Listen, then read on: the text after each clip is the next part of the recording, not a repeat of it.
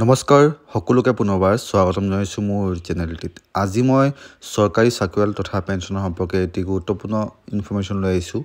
ভিডিঅ'টি আৰম্ভ কৰাৰ আগত সকলোকে ৰিকুৱেষ্ট আপোনালোকে কাইণ্ডলি মোৰ ভিডিঅ'টি স্কিপ নকৰাকৈ শেষলৈকে চাই থাকিব। শ্ৰদ্ধা আৰু মৰমৰ বন্ধু-বান্ধৱীসকল, আজি এটি গুৰুত্বপূৰ্ণ ইনফৰমেশ্যন আহিছে গভৰ্ণমেণ্টৰ ফালৰ পৰা আৰু এই ইনফৰমেশ্যনটি চৰকাৰী চাকৰিয়ালসকলৰ দৰমহা সম্পৰ্কীয়। আহকচোন আমি চাওঁ ইনফৰমেশ্যনটিত কি লিখা আছে।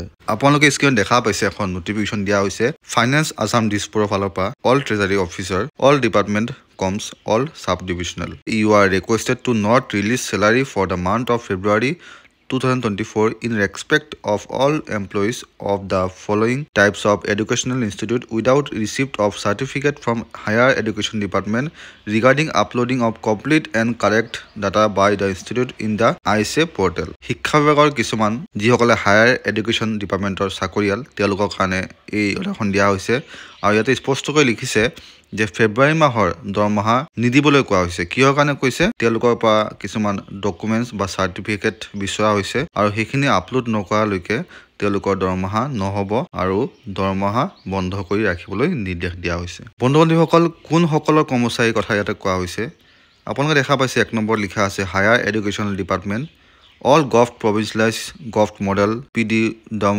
College all state universities all engineering college polytechnic institute তাৰপিছত আহিলো আমি স্কুল এডুকেশ্যন ডিপাৰ্টমেণ্টলৈ all B.Ed college all diets লগতে 3 নম্বৰত আপোনালোকে দেখা পাইছে medical educational and research department all paramedical college institute। So এই কেটা ডিপাৰ্টমেণ্টৰ কৰ্মচাৰীসকলৰ পৰা ডকুমেণ্টছ বিচৰা হৈছে। কি ডকুমেণ্টছ লাগিব সেইখিনি আপোনালোকৰ ডিপাৰ্টমেণ্টে আপোনালোকক হয়তো ইনফৰ্ম কৰি দিব যে কি ডকুমেণ্টছ আপোনালোকে বা কি চাৰ্টিফিকেট আপলোড কৰিব লাগিব।